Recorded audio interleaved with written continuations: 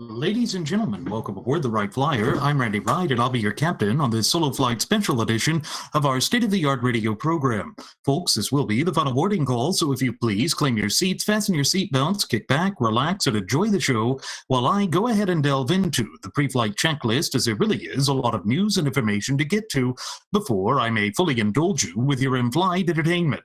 Well, folks, we see that with respect to one of the loudest acolytes and surrogates for Donald Trump, dating back to the primary process of that disastrous debacle and fiasco known as the 2016 presidential election cycle, there has been very interesting developments.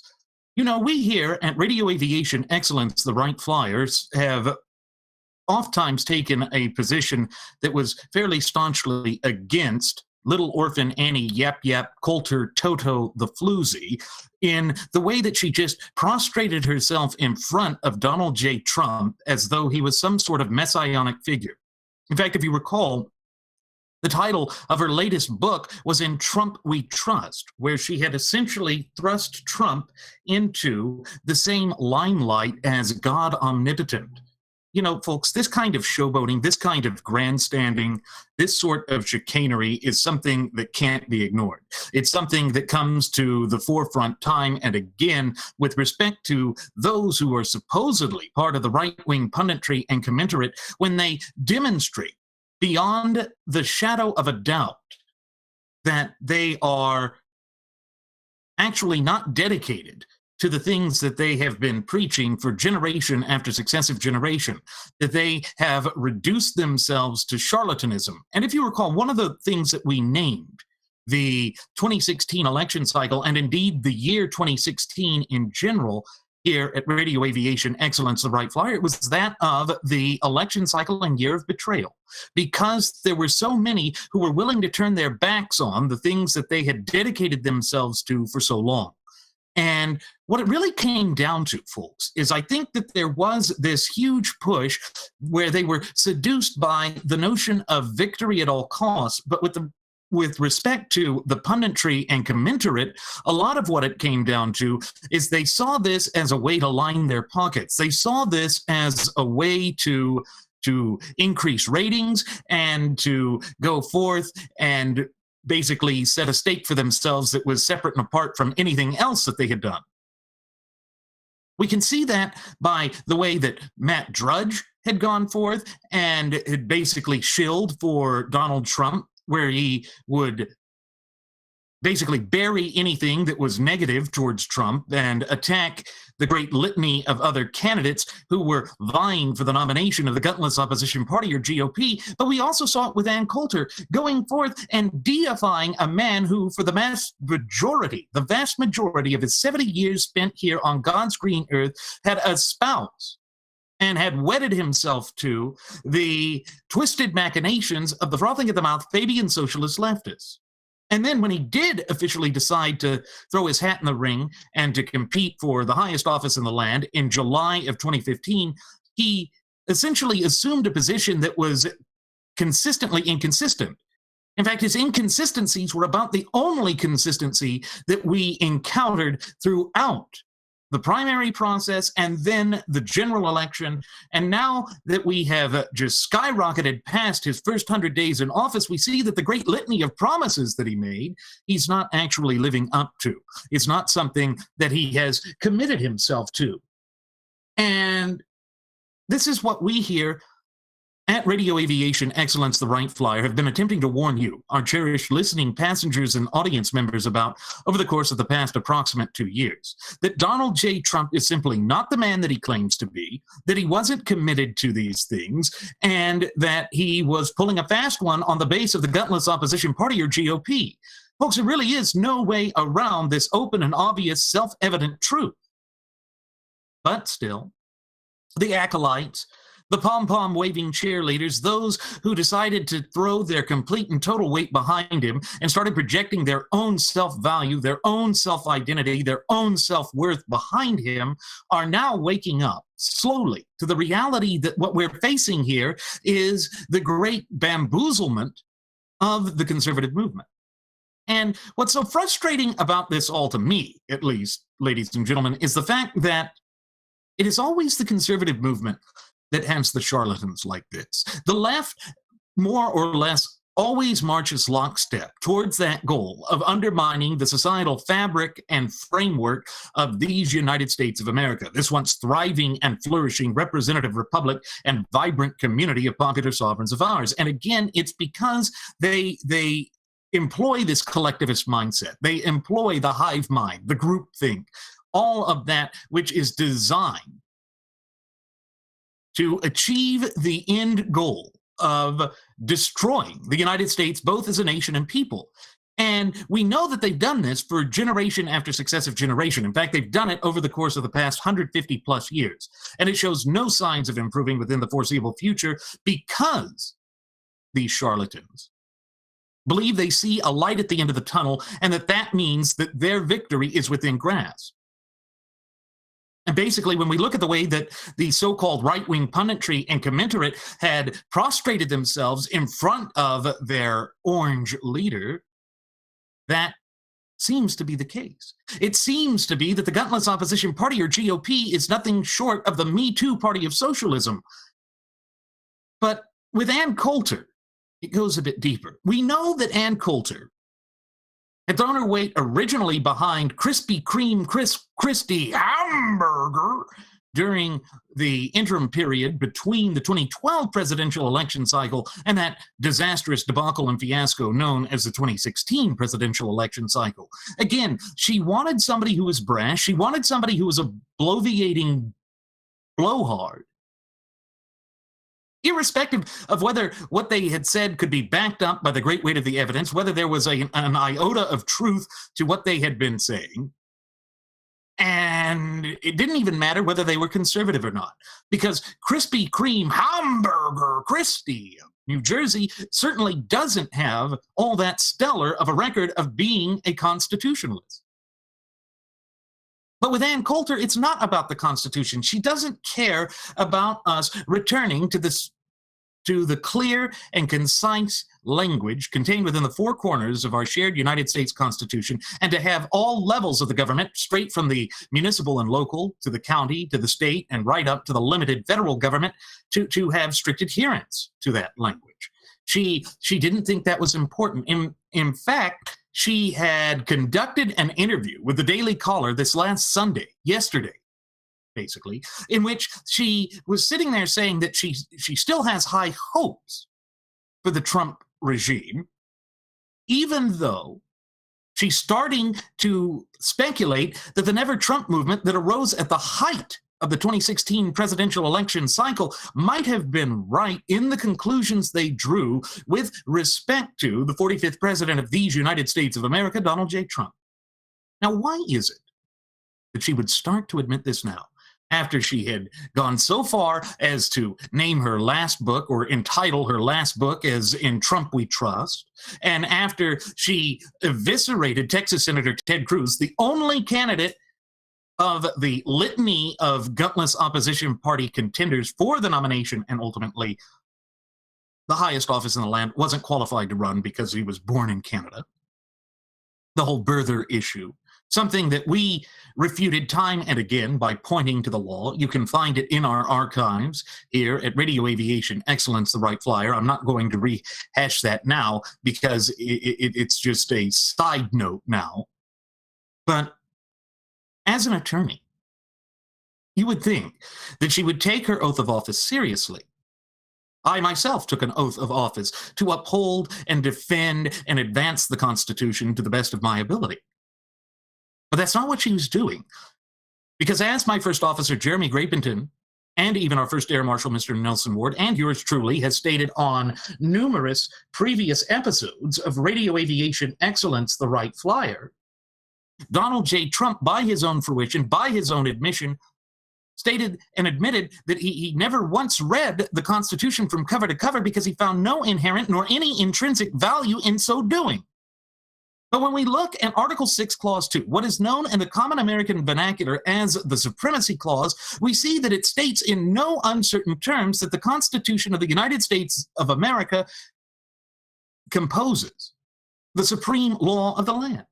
and that anything that is directly contradictory or contrary to the clear and concise language contained within its four corners is void ab initio, meaning that it is invalid and lacking the binding force of law from its inception.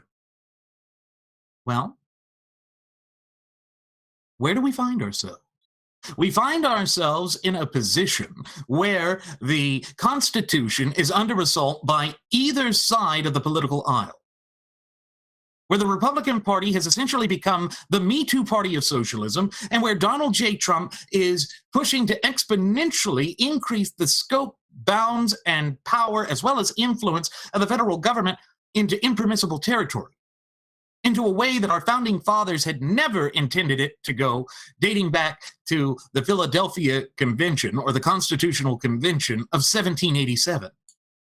These are the things that we can't ignore.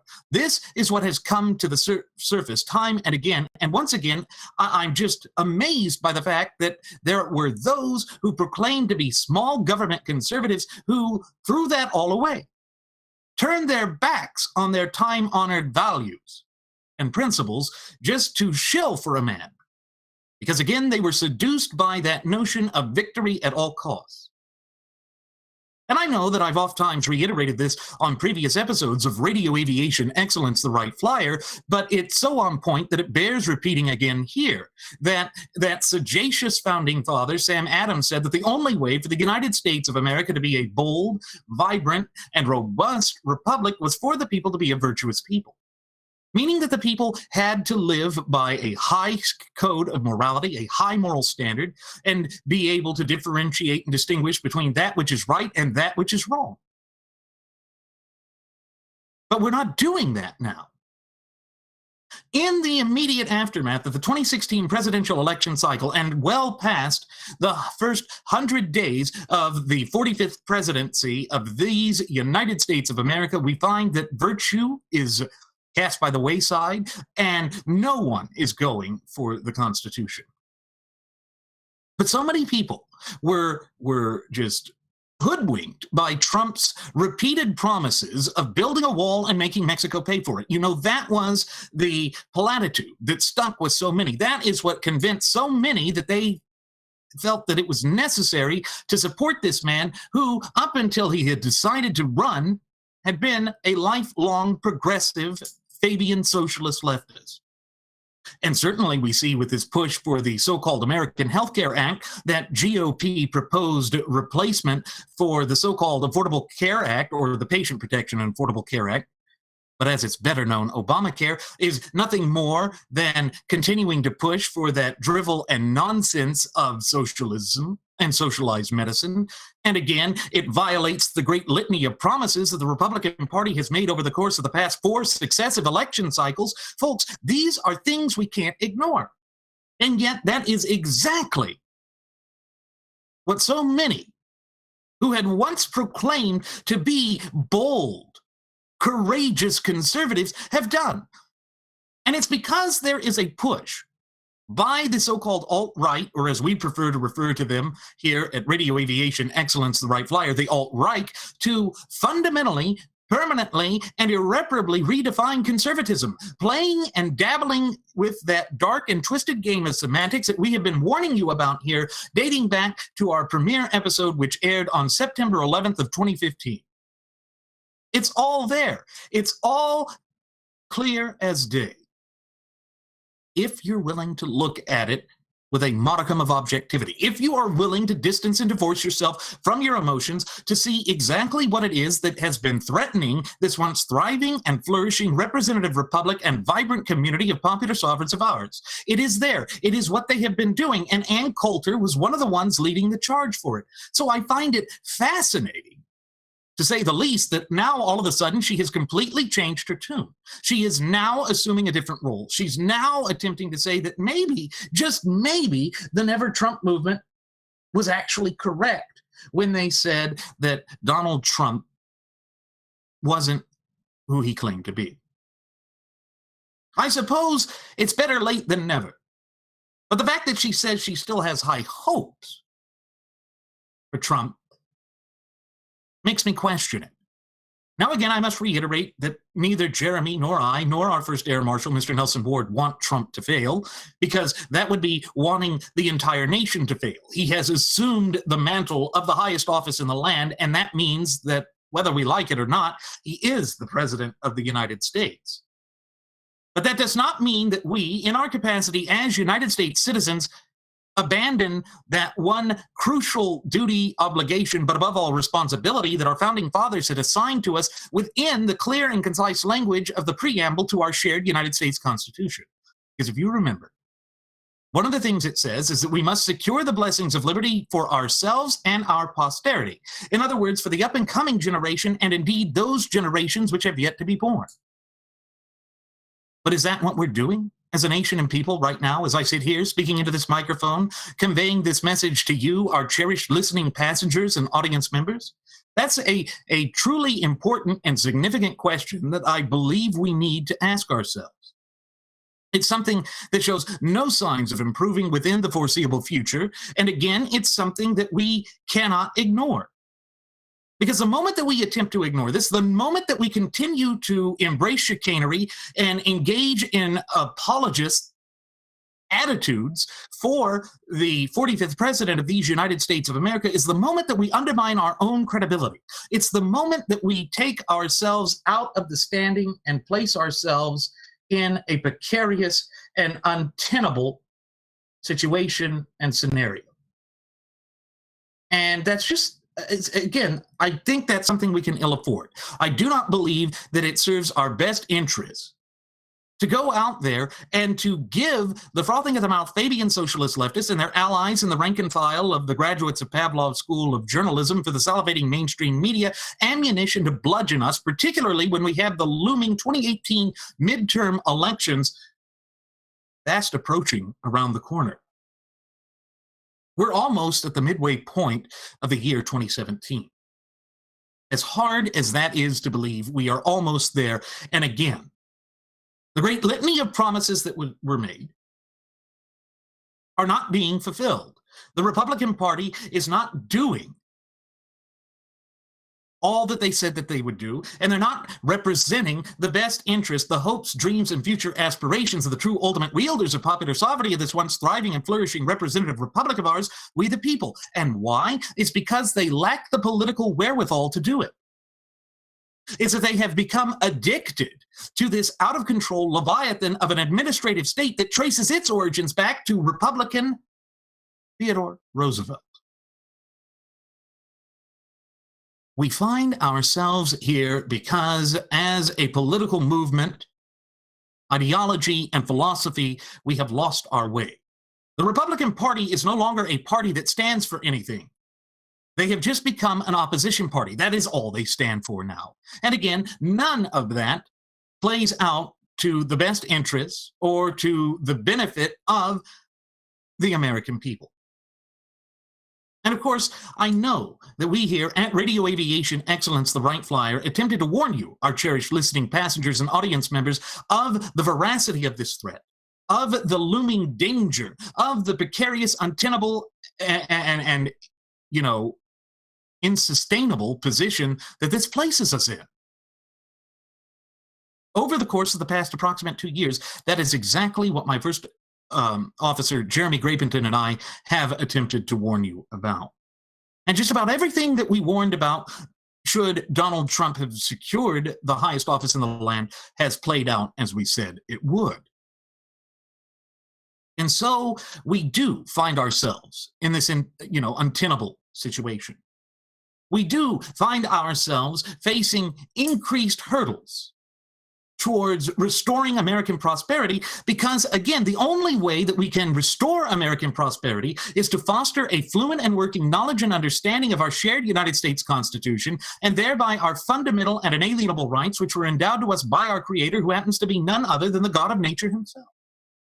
But when you have somebody like little orphan Yap Yap Annie Coulter Toto the Floozy running around basically deifying the candidate that she threw her weight behind because he talked about a Mexican rapist speech. That was certainly how he opened his campaign, and that he was going to build a wall and have Mexico pay for it. It really does undermine everything that our founding fathers intended for this nation to be, because again, we look back to what that sagacious founding father Sam Adams said that we had to be, that we had to be a virtuous people, that that was the only way that this nation could be strong, vibrant, and robust and maintain our sacred liberties and freedoms. When we have that, like Ann Coulter doing that, it how does it make us any different than the cult of personality that we lambasted the Democrats for in the presidential election cycle of 2008 and again in the presidential election of 2012 with Barack Hussein Obama? I know that Ann Coulter has essentially come forth and stated during this Sunday interview with the Daily Caller that she is hardly different than the North Korean people with respect to how they view their tin-pot dictator Kim Jong-un. In other words, that she is blindly loyal. She has blind faith to Trump. And that is all that matters. But again, folks, this is why we say you have to foster that fluent and working knowledge and understanding of our shared United States Constitution, and thereby your fundamental and inalienable God-given rights. It's because in so doing, you empower yourself to see through the sort of subterfuge, the obfuscation, the chicanery, the wanton stupidity that is being peddled by some of those who claim, or who at least once claimed, to be conservatives in the United States. And that gives you the ability to stand shoulder to shoulder in solidarity and unity and put your collective foot down and say enough is enough. That we're not going to tolerate these attempts to push the conservative movement to the left, to abandon those principles which are based on the natural law tenets, which by their very nature are immutable, meaning they're just as applicable today as they were at the inception of this nation some 235 plus years ago, as God willing they will be some 235 plus years from today. Because if we abandon that, and if we turn our back on that, then we essentially give up on this great experiment in representational government that our founding fathers handed to us. And folks, we, in our capacity as United States citizens, are the beneficiaries of the greatest birthright of any people on the face of God's green earth, and that birthright of which I speak, that inheritance of which I speak, is none other than our shared United States Constitution, which is the longest standing constitutional document throughout the entirety of the course of human events. Again, that's not some small accomplishment. That's not something that we should just turn a blind eye to or ignore, because it goes right to the heart of the matter of the struggles that we are facing in this country. And ultimately, the realization that we're going to have to awaken to in our capacity as the true ultimate wielders of popular sovereignty in this once thriving and flourishing representative republic of ours is that both sides of the political spectrum are working against our best interests, are working against our hopes, dreams, and dare I say, even our future aspirations. And why? Because again, they are addicted to this power that they have illicitly amassed for themselves at the expense of we the people. But when we look at the damn near poetic language that opens the preamble to our shared United States Constitution, we see that it states in no uncertain terms that we, the people, do ordain and establish this Constitution for the United States of America. That is not something that is unclear. It's not vague. It's not ambiguous. It's not abstract. It is clear, concrete, black and white, in iron gold ink on that great parchment that is the supreme law of the land. But what was it that drove Ann Coulter to believe that Trump should earn blind loyalty, blind devotion, that he should be deified, that we in these United States of America should just bow down at the altar of the almighty Quaff? Well, again, all she wanted to hear, because she, by her own admission, stated that she became a single-issue voter in the 2016 presidential election cycle, was we're going to build a wall, we're going to make Mexico pay for it, except Mexico's not going to pay for it. Mexico's not going to do any of that. Nor do we have the political wherewithal or authority to force them to do it. Oh, Maybe the protectionist tariffs, that would stick it to Mexico, right? Except that it is the American consumers that are saddled with the increased expenses that arise therefrom. It is we, the people, that are forced to pay those prices. So again, we're essentially cutting off our nose to spite our face.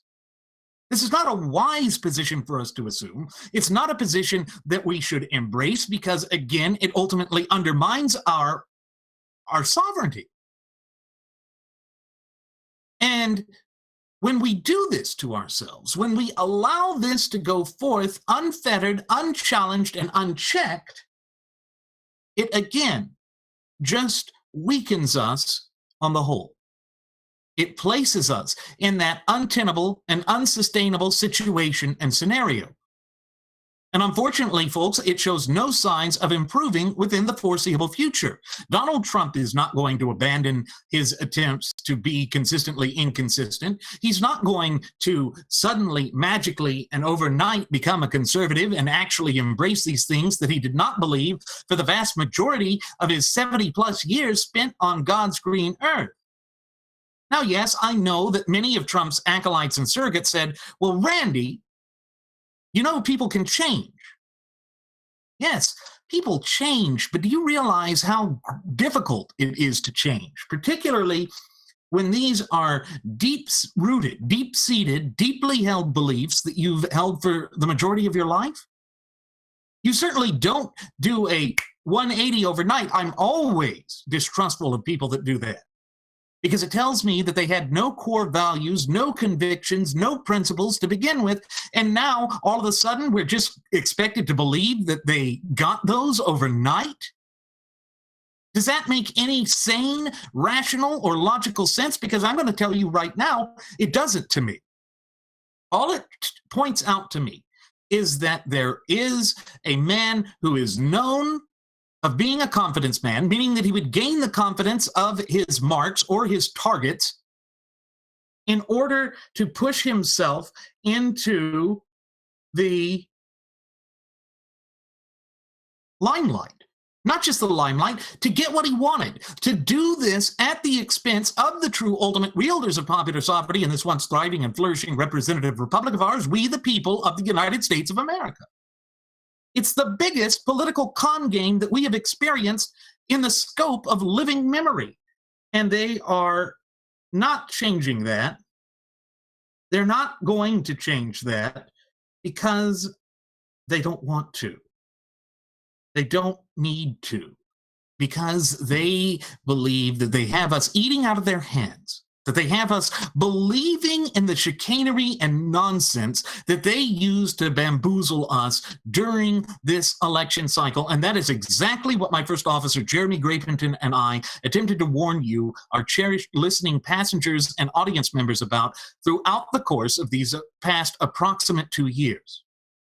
Now, I wish it wasn't the case. I wish that I had words of comfort and solace to convey unto you as I sit here speaking into this microphone, delivering this message to you. But no, there is no way around this. There is no way to ignore what has happened. And unfortunately, Ann Coulter is realizing too little, too late, that maybe, just maybe, those of us who stood in staunch opposition to Trump because we didn't believe the great litany of falsehoods that he was spewing while on the campaign trail and during all of those stump-thumping speeches and rallies, may have just been a little bit right.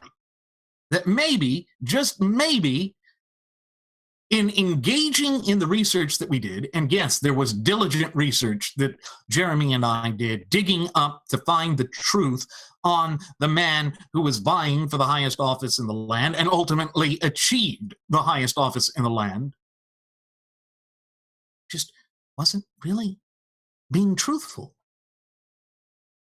A man who admitted in his own alleged magnum opus of The Art of the Deal, or is that The Art of the Squeal or The Art of the Steal? I always get confused. Said that, sure, it's harmless to fib a little bit about what you're doing, to exaggerate, to assume some sort of a grandiose position and not really believe it. It's all about getting what you want at the expense of everyone else. This is why Trump said that he was the king of debt. But there were other things that Trump had said while on the campaign trail that should have been a clear indication to Coulter that Trump was not who he claimed to be, that he didn't give a damn about the great litany of things that he was attempting to say in order to try and convince the people to throw their support behind him. And, particularly with this issue of stemming the torrent of those illegal aliens who were pouring across our porous southern border. I'd believe it if he had a steadily consistent message with it. I'd believe it if he hadn't said in 2012 that Mitt Romney's self-deportation plan for those who were illegal was too rough, was too mean, was too incompassionate. Then yeah, maybe I'd believe the things that he said. But thus far, I haven't. I certainly don't believe that it is a conservative position to push for an increase on federal gas taxes in the amount of $1 per gallon. Folks, this is the stuff that we lambasted the left for. But now, because we have sealed our fate by joining at the hip with this man who is hip with hypocrisy, we have essentially placed ourselves in a position that we cannot escape from. Certainly not without having egg on our face. Certainly not without having undermined our own credibility and our own moral high ground. Remember, again, that sagacious founding father, Sam Adams, said that in order for the United States to be a strong, vibrant, and robust republic, it was absolutely imperative that the American people be a virtuous people. Where is our virtue? Our bond and our word was once our virtue, but apparently that was cast by the wayside.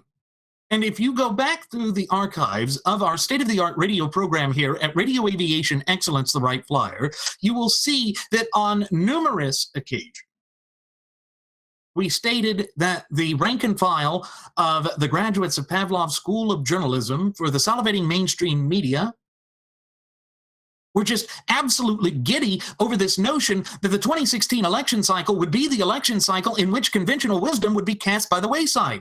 That is what they were hoping for. That is what they were pushing for. That was the propagandist narrative that they were doubling down on. And yet so many, including Ann Coulter herself, were saying that one of the main reasons that they had decided to throw their unwavering and unyielding support behind Donald Trump was because they were sick and tired of the media choosing our candidates for us. But did not the media choose Donald Trump?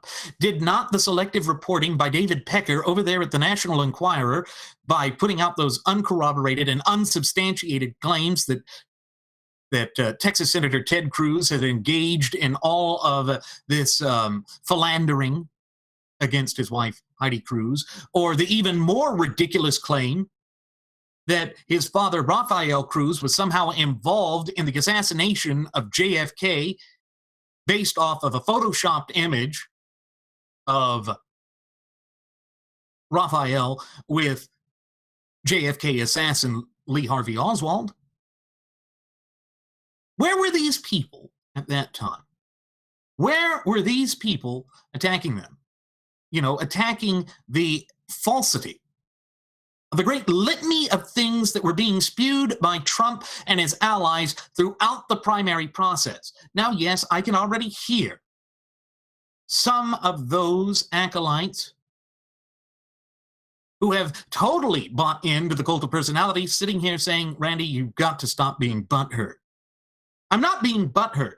Again, remember that sagacious founding father, Sam Adams, said that for us to be a strong, vibrant, and robust representative republic, that we, the people, in our capacity as the true ultimate wielders of popular sovereignty, must be a virtuous people.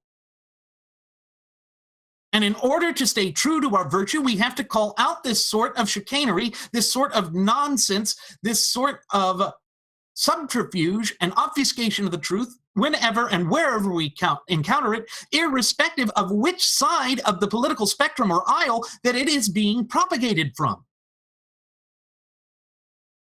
Because as Scripture so aptly put, ye shall know the truth, and the truth shall set ye free. But you still have to look for the truth. You still have to ally yourself with the truth and not go out and attempt to spread falsehoods and lies. Because the moment that you do that is the moment that you allow the agent provocateurs of tyranny, despotism, but above all oppression, to set root in the land of the free and the home of the brave. It's something that we cannot accept. It's something that is insufferable and is intolerable, and yet we continue to ignore it. We continue to genuflect in such a way as to engage in mental gymnastics to a point where we have all but abandoned those time-honored values, institutions, and traditions that we held near and dear both as a nation and people for generation after successive generation now. And I, for one, don't want to buy into that. I, for one, don't want to give in to this sort of a system in which we are abandoning all that propelled us to such lofty heights as a nation and people during the course of our relatively brief yet illustrious history here on God's green earth. Because again, I don't believe that that serves our best interests. I don't believe that that serves our hopes, dreams, and dare I say, even our future aspirations.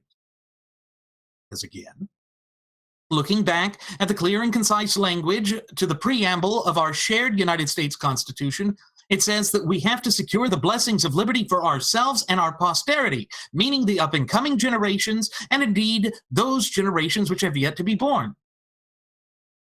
Now, what does that truly mean? Well, let's break it down just a little bit. What it truly means is that we must secure the ability of those up-and-coming generations and generations which have yet to be born to be able to freely exercise their rights, which are God-given, without fear of governmental repercussions or ramifications. But is that what we're doing? Is that the message that Donald Trump has pushed himself to? And sure, the excuse or the rebuttal that will be offered in response to that is, yeah, but he's not Hillary. Yeah?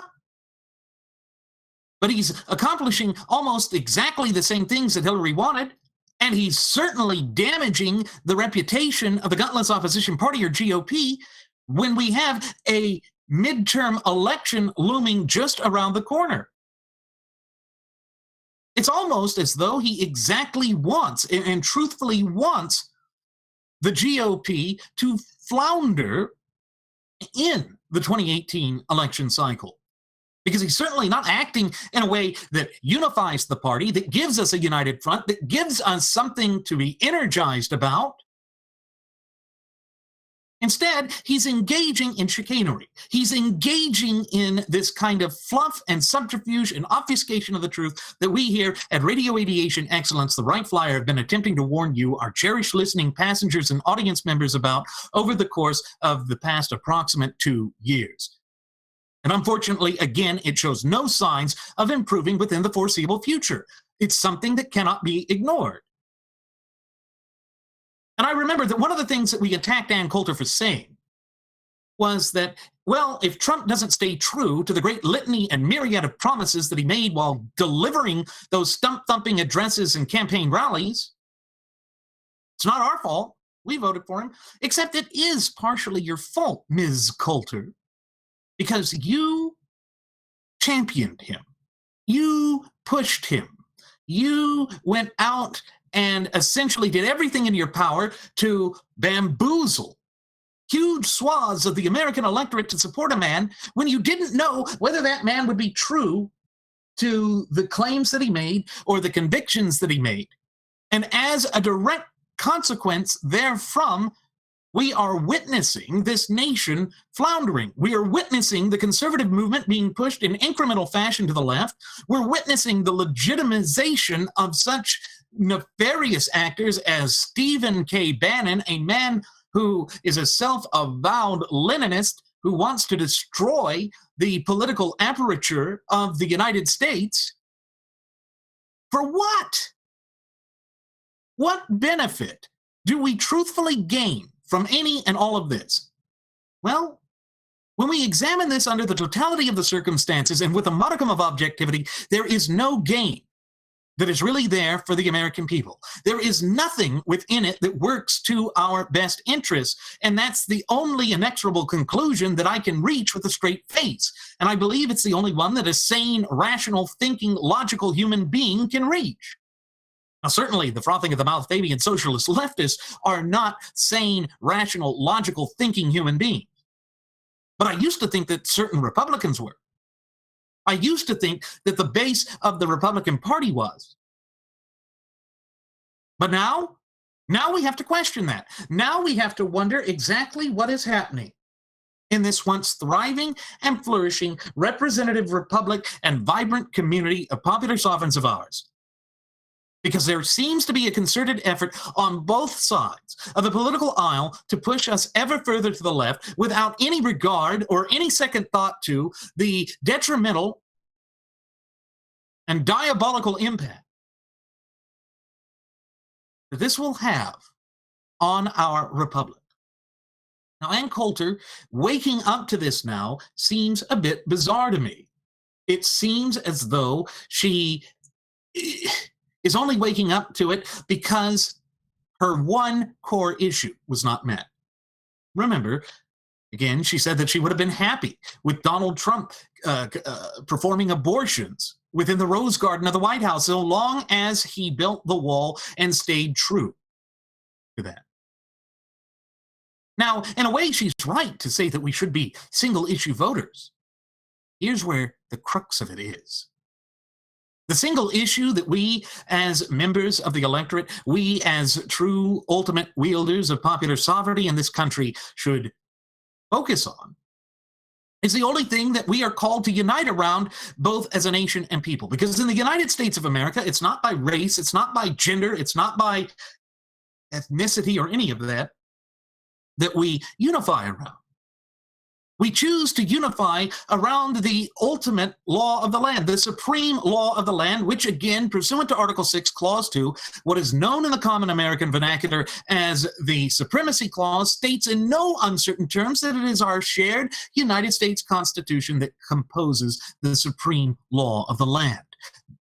In other words, that old adage that the United States is a nation of laws and not of men rings true, that we have due process and equal protection under the law. At least that used to be what we stood for. But now there is this chicanery, there is this push to turn our backs on all that we have held near and dear, both as a nation and people, over the course of our relatively brief yet illustrious history here on God's green earth. And that is something that I can't ignore. It's something that I can't just turn my back on, because I see the detrimental and deleterious impact and ramifications that this is having on the body politique of this once thriving and flourishing representative republic and vibrant community of popular sovereigns of ours. Again, I wish this wasn't the case, but what other conclusion may I draw from all of this? What other conclusion could sane, rational, logical thinking human beings reach? I don't think there is another one that they could, another one that any of us could, because that is what is happening to us. That is what has come to the forefront time and again. But it's something we have to do. It's something that we have to stay true to, because the moment we don't, it's the moment that we have really given up on all that we have cherished, all that we have held near and dear for generation after successive generation. And again, there's no benefit that we derive from this. There is nothing that secures the blessings of liberty to ourselves and to the up-and-coming generations, and indeed those generations which have yet to be born, by selling out to chicanery, by giving in to this nonsense that has been whittling us down for generation after successive generation. And one of the things that Coulter should have recognized was that Trump made it clear that he wasn't dedicated to standing up for these things, that he really didn't mean the great litany of promises that he had made throughout the course of the 2016 presidential election cycle, because he even stated that he didn't mean it. And again, we have always said here at Radio Aviation Excellence, the Wright Flyer, that we didn't want you to take the things that we said at face value. Instead, we want you to be able to hear this from the lips of the man himself, from the man who sat there and did everything in his power to try and say that what he was doing was just saying mere suggestions, that that was all that mattered, that it really wasn't anything else. That is what he had said. That is what he believed. And here, we'll go ahead and cue this up so that you can hear it for yourself. And then you said, you walk back the other day and say, listen, that was a suggestion, but you're going to put together a commission headed by Rudy Giuliani. Would you like to expand on that? Yeah, it was a suggestion. Look, anything I say right now, I'm not the president. Everything's a suggestion. No matter what you say, it's a suggestion. I feel strongly we have to do something about Islamic terrorism. We have a president that, as you folks know very well, we have a president who won't even use the term. For the World Trade Center, he won't use the term. So there we have it. It's all just about a mere suggestion. And yes, Trump wasn't president at that time. And Trump was just saying things that he thought people wanted to hear. That's what that was an admission of. And if you recall that one of the things that the former head of his campaign, the one that was ousted due to his nefarious connections with the Russian-backed Ukrainian president, Viktor Yushchenko, Paul Manafort, he tried to essentially, smooth down the feathers of the detente wing of the gutless opposition party, what is known in the common American vernacular as the so-called establishment wing of the Republican Party, by saying that what you saw out on the stage was just showboating. It was just a caricature, a play, a performance art, if you will. A little bit like what one of Trump's loudest supporters and acolytes in Alex Jones was saying was the case. But again, none of it was true. None of it held true for what matters to us as a nation and people. That this was all subterfuge, that it was a big lie, a big sort of attempt to place a propagandist narrative and agenda in front of the American people, and he was just hoping beyond all hope that the American people, or at least enough of the American people, would buy into it, that they would see him as this great messianic leader that could single-handedly solve the great myriad and litany of problems that we're facing both as a nation and people. But again, folks, we, in our capacity as United States citizens, are going to have to stop doing that, because it works against us each and every time. It plays out to our great detriment each and every time, and we begin to see our fundamental and inalienable God-given rights ever further whittled away, ever further reduced, ever further taken away from us. And again, that is not a tenable position for us to be in, because it allows the agent provocateurs of tyranny, despotism, but above all oppression, to continue to weave their deceitful web, to continue to throw this muck out there, and to further distance and divorce ourselves from the clear and concise language contained within the four corners of the supreme law of the land, our shared United States Constitution. How do we avoid that? We can't avoid it. We can't ignore it. It is there, clear as day, for us all to see, if we want to see it, if we're willing to put these things aside, and under the totality of the circumstances and in an objective fashion. When we do that, we see this chicanery, this fluff, and this nonsense for what it truly is: subterfuge. an obfuscation of the truth, as a way to further undermine the important position of the United States of America. And unfortunately, Ann Coulter, Sean Hannity, Michael Savage, and to a lesser extent, Mark Levin, and Laura Ingraham, to a greater extent, they all champion Trump without vetting him, without looking into him, without realizing that, yes, there is a great detriment and great and significant as well as substantial danger that this poses to the true ultimate wielders of popular sovereignty in this once thriving and flourishing representative republic of ours, we the people.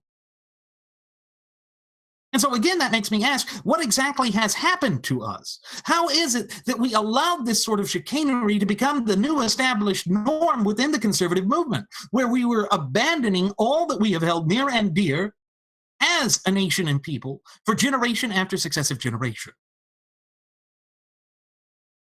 It is because, again, we keep buying into that erroneous notion of voting for the lesser of two evils, or essentially sitting there and saying that the lesser of two evils will allow us to be able to stand back, to sit back, and regroup, except that we never do, because of the incremental nature and fashion that the frothing at the mouth Fabian socialist leftists engage in whenever they attempt to foist their dark and twisted machinations upon the nation.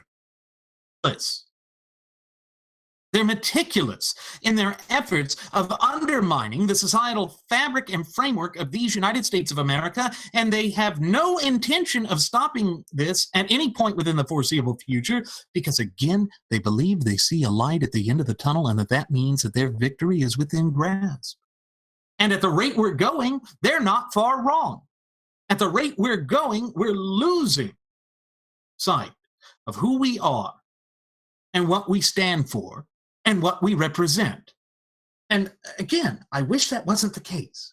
I wish that I had words of comfort and solace to convey unto you, our cherished listening passengers and audience members, as I sit here speaking into this microphone, but no such words of comfort or solace come to the surface. Because again, people like Ann Coulter, who are now, just now, as of yesterday, starting to admit maybe, just maybe, we never Trumpers were right.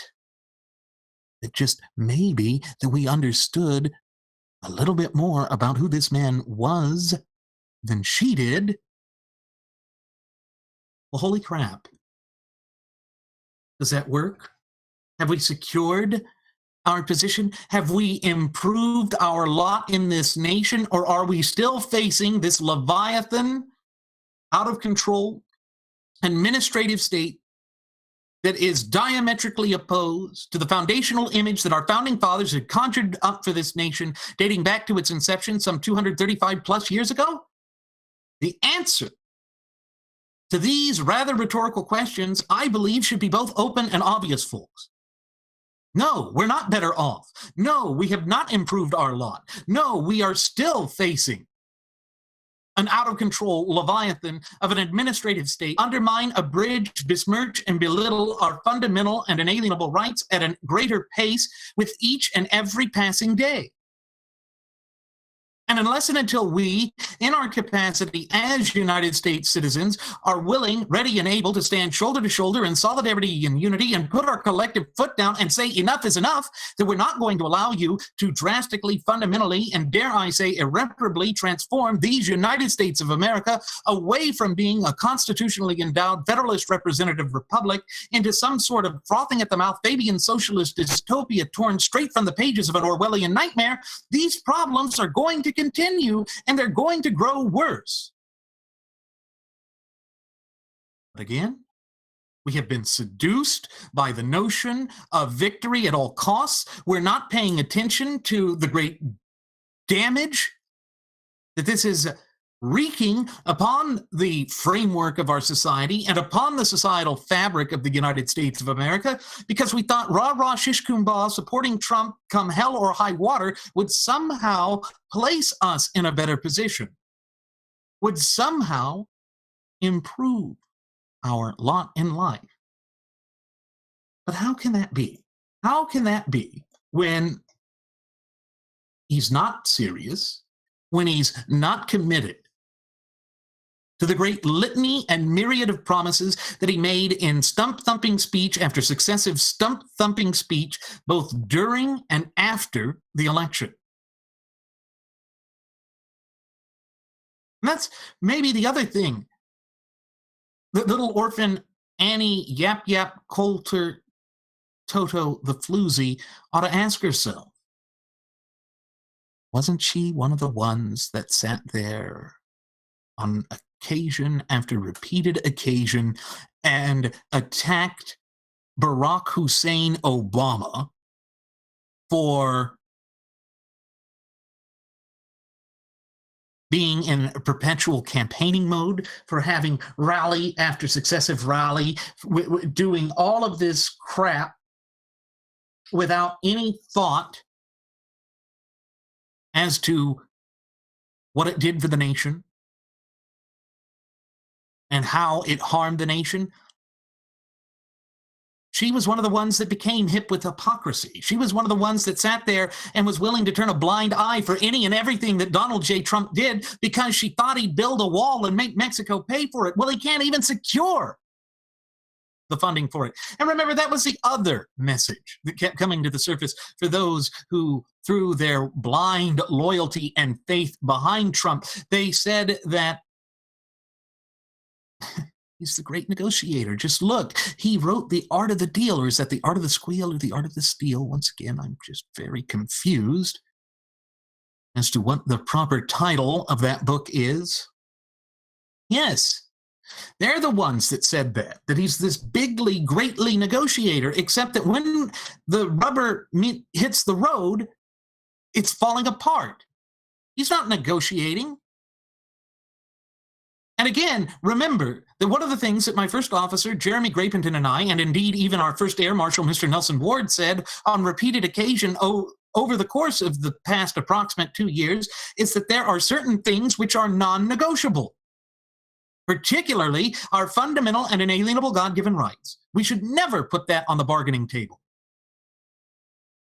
Because it's as that sagacious founding father, George Mason, had concluded when he was called upon to help draft the Declaration of Rights for the state of Virginia, that our Creator, the God of nature himself, endowed us with certain fundamental and inalienable God-given rights.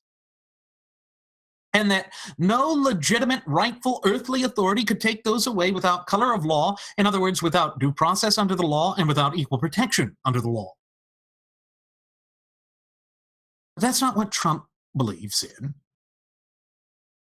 Trump is just going to go out there and say certain things to certain particularized audiences. In other words, custom tailoring his message. In other words, being no different than your run-of-the-mill politician to get what he wants, irrespective of the cost that it thrusts on the American people, irrespective of the danger that it unleashes upon us and the undermining of our representative republic that it creates.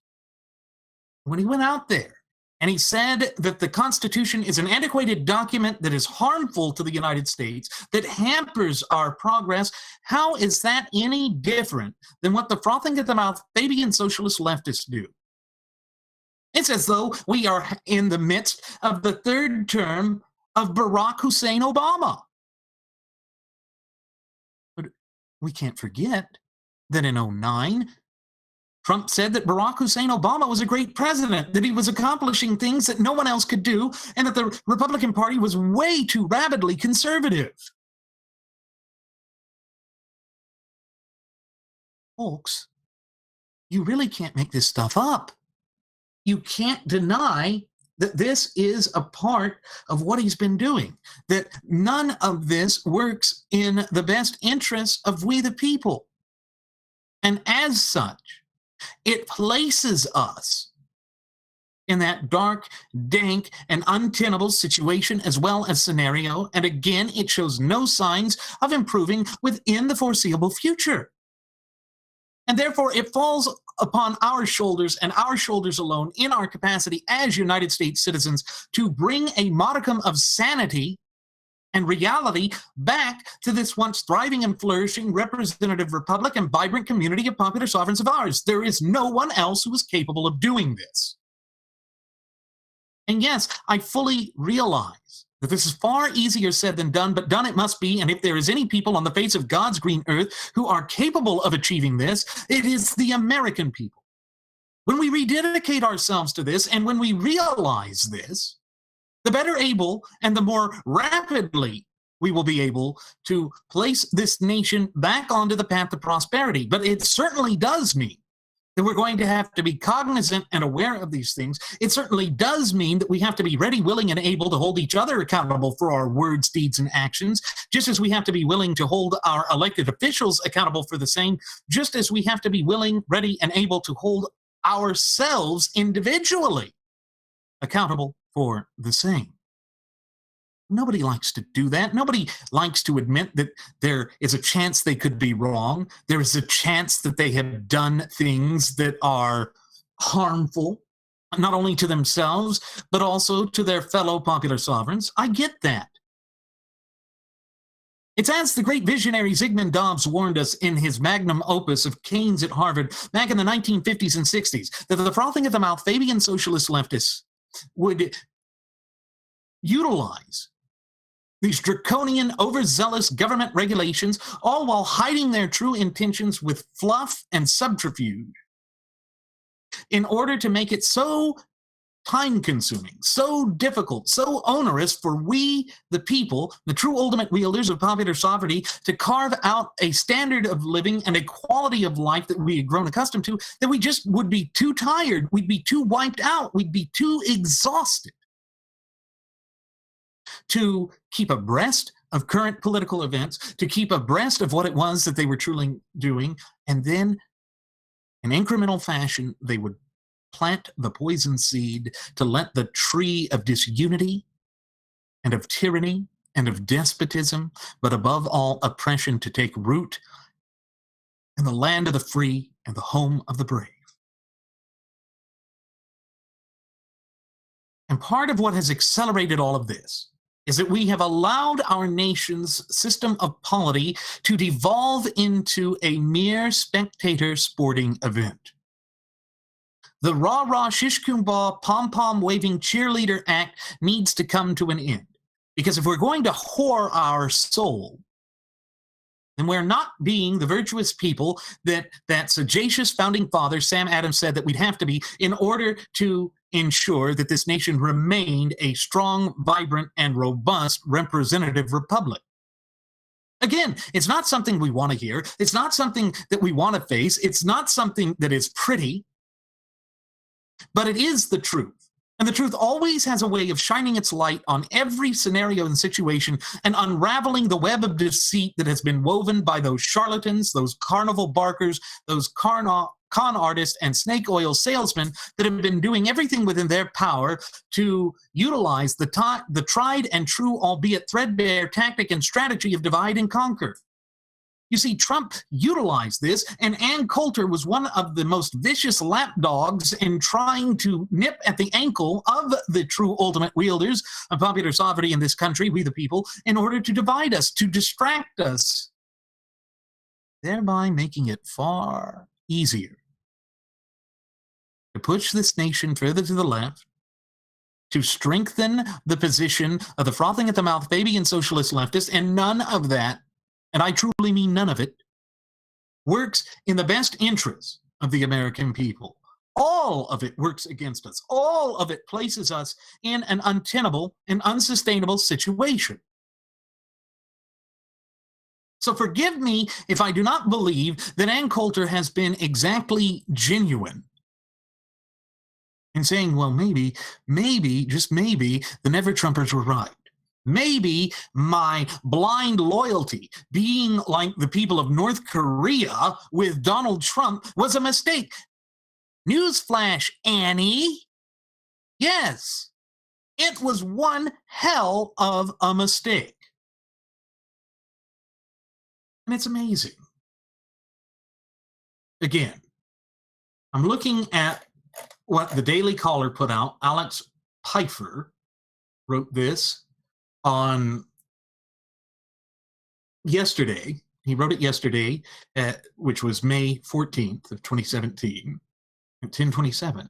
He said, conservative author Ann Coulter was one of the most vocal supporters of Donald Trump during the presidential campaign. She wrote the book In Trump We Trust and proclaimed that she worships him like the people of North Korea worship their dear leader, blind loyalty. Okay. I know that I mentioned that earlier and in the previous segments of today's Solo Flight Special Edition of our state-of-the-art radio program. But folks, I also understand that this is kind of her bravado, kind of her braggadocio humor, kind of her off-the-edge, bleeding edge, pushing the boundaries, for lack of a better term, that she engages in. But you know what? That is not something that you should embrace. You don't want to be compared to communists. How does that benefit us? How does that prove that she is working in line with the foundational image that our founding fathers had conjured up for this nation some 235 plus years ago? To my mind, it is proof of the exact and polar opposite. It is proof that she doesn't give a damn about the supreme law of the land, which means that if she is still holding on to her license as an attorney, that she is in direct violation or breach of the oath, the solemn vow that she made. Now, we here in this country are going to have to return to that. We're going to have to start taking that seriously.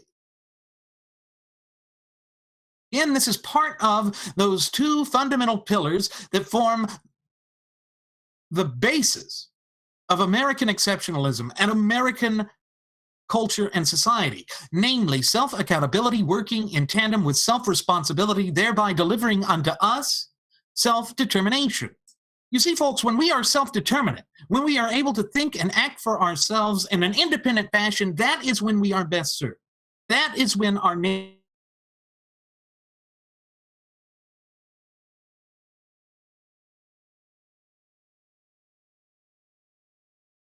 not something that she embraces as being an important, dare I say, vital characteristic and attribute of being an American popular sovereign.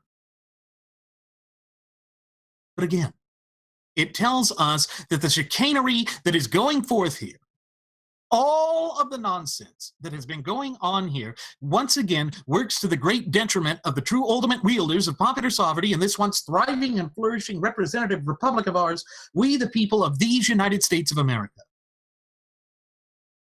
And it means that we have to read between the lines and that we have to understand exactly who it is on either side of a political spectrum or aisle who are working against our best interests, who are deliberately working in a fashion to try and strip and deprive us of our fundamental and inalienable rights, which were endowed to us by our Creator, who happens to be none other than the God of nature himself. She's not dedicated to it. She doesn't believe in it. And isn't that something that we should pay attention to? Isn't that something that should undermine her credibility? Kind of how Sarah Palin had undermined her credibility by abandoning the small government stance that she had assumed ever since she was slated as the VP nominee in that disastrous presidential election cycle of 2008. Again, who do we trust? Who among the conservatives is actually dedicated to those principles of limited government, of returning to strict adherence to the clear and concise language contained within the four corners of our shared United States Constitution at all levels of government? As I look at it now, it seems that we are adrift without any power in an ocean of bovine excrement mixed with tantalizing waves of equine excrement. Those who sell us out and engage in this sort of chicanery are the ones that really need to be called to task, really need to have their feet held to the fire because of what they've done to us as a nation and people, because of what they have done to the platform of our political philosophy, ideology, and movement. Folks, there is no denying that what they have done is hampered us. They have sent back the true dyed-in-the-wool constitutional compositionists, those of us who want to go back to strict adherence to the clear and concise language within the Constitution at all levels of government, by generations. Again, it's not something we can ignore. It's not something we can turn our backs on. It's something that must be rooted out and must be faced head on. And unfortunately, Coulter has essentially placed us in that untenable and unsustainable situation where it's going to be highly difficult for us to get back onto the path to prosperity, to restore American confidence. Because there has certainly been a push to weaken our position. There has been a push to tear us asunder, to pit American citizen against American citizen in the hope that we tear out each other's jugulars and bleed the nation anemic, thereby allowing the frothing at the mouth Fabian socialist leftists to continue with their agenda of incrementally pushing this nation ever further to the left unimpeded. Why? Why would we do that to ourselves? Why would we turn our backs on that which truly matters, that which is truly at the heart of what propelled us to such lofty heights during our relatively brief yet illustrious history here on the face of God's green earth? I don't know, really. When you stop and think about it, it doesn't make sense to me. It's just pure emotional fluff. It's refusing to do our civic duty, obligation, but above all responsibility to vet these candidates using the only litmus test that matters, which is none other than our shared United States Constitution. Again, that is what it takes to secure the blessings of liberty for ourselves and for our posterity. In other words, those up-and-coming generations, and indeed those generations which have yet to be born. But we have not been doing that. And Ann Coulter, again, was leading the charge of pushing us towards this sort of chicanery, of pushing us to abandon all that we hold near and dear in this once thriving and flourishing representative republic of ours. And I don't think she even fully realized the great scope, magnitude, and weight of the damage and harm that she was unleashing upon the body politique of this once thriving and flourishing representative republic and vibrant community of popular sovereigns of ours. She just saw it as a way to once again make herself relevant in the public limelight, as a way to make her message sell books again in Trump We Trust, deifying a man who was, for lack of a better term, a damn slumlord. Why is this what is accepted? Why is this what's overlooked? It's a good question, one that there's not really a good answer for. But here's what she said. So there's no wall, and Obama's amnesties look like they are here to stay. Do you still trust Trump? That was the question that was asked. She responded, I'm not very happy with what has happened so far. I guess we have to try to push him to keep his promises. How do you push somebody who is consistently inconsistent to keep promises when he never originally intended to keep those promises? He's not afraid of you. He's not worried about you. He thinks that you have gone forth and hypnotized huge swaths of the American electorate so that they have fallen in line with his cult of personality and therefore see no reason to back away from it. They're going to be apologists for him. They're going to continually move the political goalposts and say that everybody who speaks out against Donald Trump has to be a left-winger or has to be a conservative or has to be one of these other myriad of nasty, untrue, ad hominem attacks that came to the surface throughout the course of that disastrous debacle and fiasco known as the 2016 presidential election cycle. And she is the one that set the tone for that, folks. She is the one that pushed that. She is the one that was at the vanguard of all of this chicanery all of this bovine excrement, and now she's wanting to escape responsibility for that now, just now, well over 100 days after the start of the Trump regime. She's starting to wake up that and realize that he was going to keep all of those things with Obama. Recall again that in 2009 President Trump said that he thought then President Barack Hussein Obama was doing a great job because he was doing things that nobody else could accomplish. It's like Lush Bimbo, or Trump's Bimbo, Rush Limbaugh, was sitting there saying that, well, Trump's not an ideologue, and therefore it's okay for us to have this hybrid $1 trillion infrastructure spending package over the course of the next 10 years, because, that's what got FDR a major stance, his New Deal spending program. But you had to preface it with, well, it's not a conservative position, but Trump's not a conservative, but Trump is still more conservative than Hillary was, and the lesser of two evils, and we gotta love this, rah-rah, shish kumbah, pom-pom waving all over again. Enough. Rush hasn't even begun to awaken the great extent of the boondoggle that is going on within the heart of the conservative movement right now.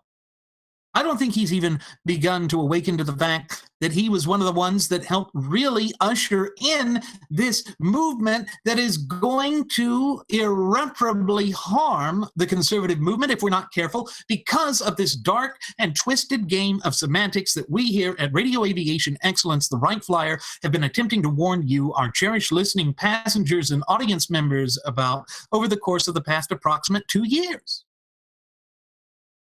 Well, what good does that do any of us? What benefit does that hold for this once thriving and flourishing representative republic and vibrant community of popular sovereigns of ours? Again, no benefit is coming to the surface. It doesn't restore the proper tenets of federalism or the proper relationship between the central government and the government of the respective several states.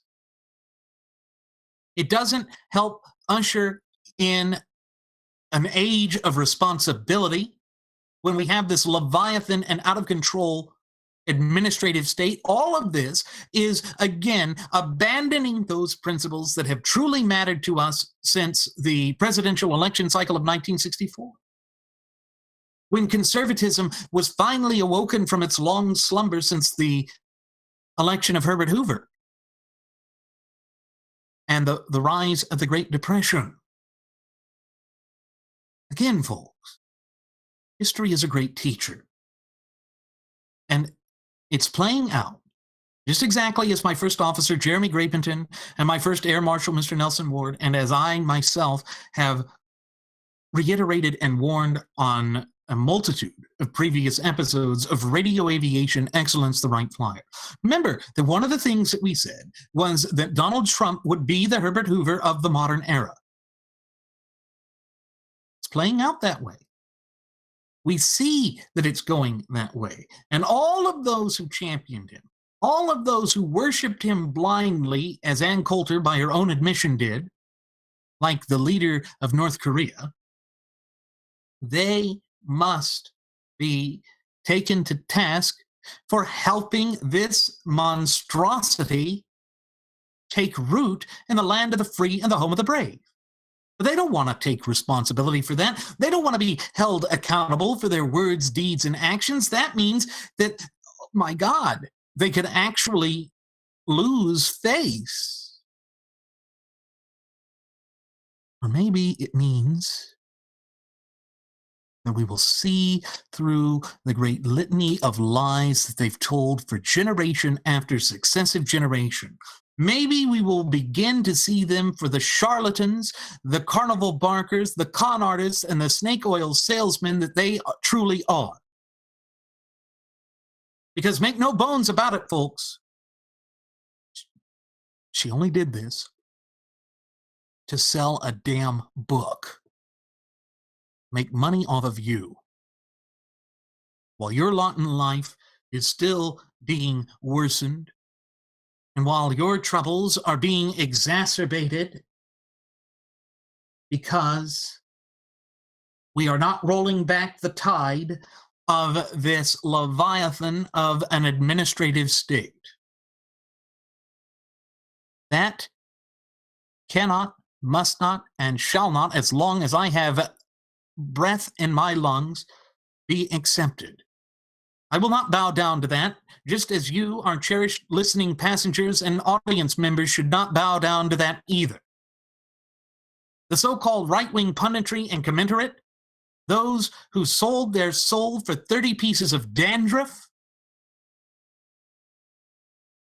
the chickens have come home to roost. You have made your bed and now you must lie in it. Not our fault. We, on repeated occasion, tried to tell you that this was exactly what would unfurl and that it would happen in just exactly this fashion. But people like Ann Coulter chose to disregard it. They chose to ignore it. They chose to believe that their words, deeds, and actions don't have consequences, and now they're trying to attempt to escape responsibility for it. Well, that is childish at best. This sort of chicanery truly has no place in an open and honest, but above all, free society like that of these United States of America. And Ann Coulter should be ashamed of herself, because she literally was the loudest pom-pom waving cheerleader, one of the earliest, for the 45th president of these United States of America. A man who said that it was too mean to have illegal aliens, people that entered this nation in defiance of our well-established immigration and naturalization laws, to self-deport them, to make them pay for breaking the law. But remember how the old adage goes, that the United States of America is a nation of laws and not of men. In other words, that we have due process and equal protection under the law. Well, this undermines that. This disregards that. This works against that in every nook and cranny. And it makes us a mere shadow of our former selves. It allows these nefarious actors to have an even greater step towards undermining all that we hold near and dear in this once thriving and flourishing representative republic of ours. Folks, that's unacceptable. We cannot just stand idly by and allow these people to undermine our fundamental and inalienable God-given rights, because as my first officer, Jeremy Grapington, has oft-times reiterated on previous episodes of Radio Aviation Excellence, the Wright Flyer, without those fundamental and inalienable rights endowed to us by our Creator, the God of nature himself, we are truly left with nothing. And, you know, it is just unfathomable that little orphan Annie Yap Yap Coulter Toto the Floozy would be so willing to fall for a cult of personality, that she would even be brazen and brash enough as to compare herself to communists who give their dear leader blind loyalty, blind faith, blind allegiance, because if they don't, then they will be executed. Why would she do that? Why would she admit to that? That's not an intelligent position. That's not a wise position. That's not a position that someone in their right mind should want to do. But unfortunately, it's where we are. Unfortunately, this is what has been accepted. But folks, it is unacceptable. It is only unacceptable. It's intolerable. It's insufferable. And she has become incorrigible. And then she says further, but this isn't North Korea. She finally corrected herself on that. And if he doesn't keep his promises, I'm out. this is why we voted for him. I think everyone who voted for him knew his personality was grotesque. It was the issues. Wait a minute, Annie. You don't get to do that. You thought it was wonderful. You went out and doubled down on the lies about Texas Senator Ted Cruz allegedly being ineligible to run for office. You were the ones that was just fine with him attacking Heidi Cruz. Oh, you don't get to have it both ways, Ms. Coulter. We here at Radio Aviation Excellence, the Wright Flyer, are going to hold your feet to the fire. We are going to hold you accountable for your words, deeds, and actions. We are not going to let you get away with obfuscating the truth. Because you are part and parcel, one of the biggest parcels at that, responsible for this chicanery, for this drivel, for this nonsense taking root in the land of the free and the home of the brave. And yet you still try and escape it. Yet you still try and say, well, I actually thought he was grotesque, even though I applauded this like a cheerleader because I'm anorexic Annie here. Give me an ever-loving break. Your depths of depravity knows no bounds. Have you no shame? Well, I shouldn't even ask that rhetorical question, because I damn well know the answer is that you don't even have a modicum of shame. That you are fine with this, that it's all hunky-dory with you, that Donald J. Trump can do this, that you knocked out true conservatives like Texas Senator Ted Cruz, that you didn't even give him a second thought a day. Oh, but it goes on, folks. She said, I hate to say it, but I agree with every line in my friend Frank Bruni's op-ed in the New York Times today. Wait, isn't that fake news? I thought it was fake news. Folks, am I mistaken in believing that the great throngs of Trump's supporters and acolytes called the New York Times fake news? But now Ann Coulter says, my good friend wrote this. My good friend Frank Bruni wrote an op-ed in the New York Times today. Where is the great negotiation? Where is the bull in the china shop we wanted? The budget the Republicans pushed through was like a practical joke. Did we win anything? The answer is no, Annie. The answer is we here at Radio Aviation Excellence, the Wright Flyer, were attempting to tell you this over the course of the past approximate 2 years, and yet you chose to disregard it. You chose to ignore it. You chose to support this man who, for the vast majority of his 70 years spent on God's green earth, did not once meet a progressive position that he didn't champion.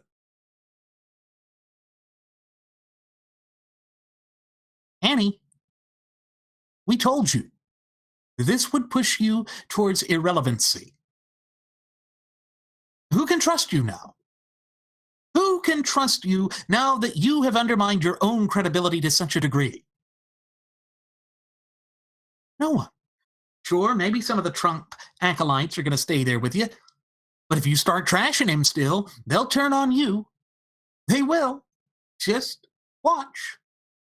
That's what they always do. That's what they've done throughout the course of the disastrous debacle and fiasco known as the 2016 presidential election cycle. It's what they did in the immediate aftermath of it. Those that were pushing, such as yourself, for a tyranny of false unity basically told us that we lacked patriotism if we didn't support this man, and now you're admitting that maybe we were right? Screw you. Go to hell. You brought this upon yourself, and now you must suffer the consequences therefrom. When you attempted to say that we couldn't hold you accountable for your words, deeds, and actions, that told me right then and there that you really were a charlatan.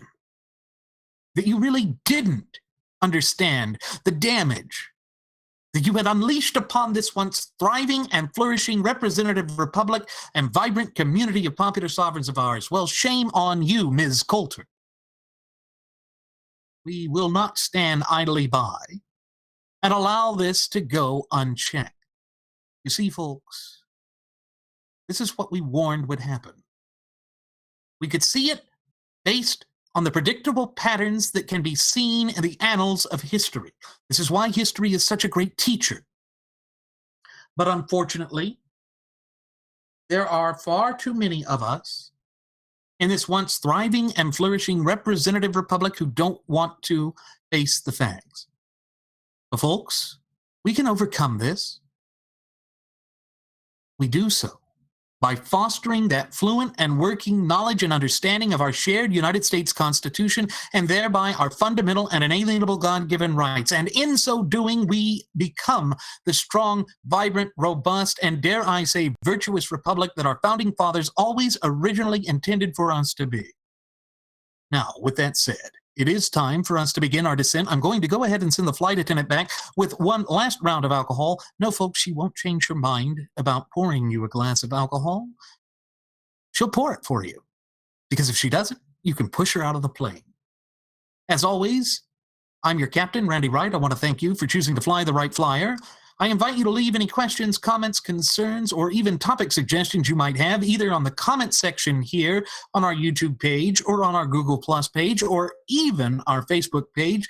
And on top of that, I invite you to follow us over on Twitter with the Twitter handle @RadioAviationEX. One more time, folks, that's @RadioAviationEX. And there you will find the departure board that lists my personal Twitter account, as well as the personal Twitter account of my first officer, Jeremy Grapenton. And you will also find the Cafe Press account that is just chock full of useful information. And just as you will find in the description section of today's Solo Flight Special Edition of our state-of-the-art radio program, you will find the link to the Cafe Press account. Folks, at the Cafe Press account, we have all sorts of trinkets, goodies, and novelty items, either with our original Radio Aviation Excellence logo, our first-class passenger logo, or the two Uplifting America logos on it, one of which we use at the start of every program. There it is, right there. You'll find these on drinking glasses, shot glasses, laptop sleeves and protectors, cell phone sleeves and protectors, bumper stickers, neckties, clothing, apparel, even underwear. We have it all there, and all at reasonable prices. And you just can't go wrong with it. So, folks, go ahead and take a gander at that and give us a little bit of support. With that said, we hope to see you again next time. Please do take care.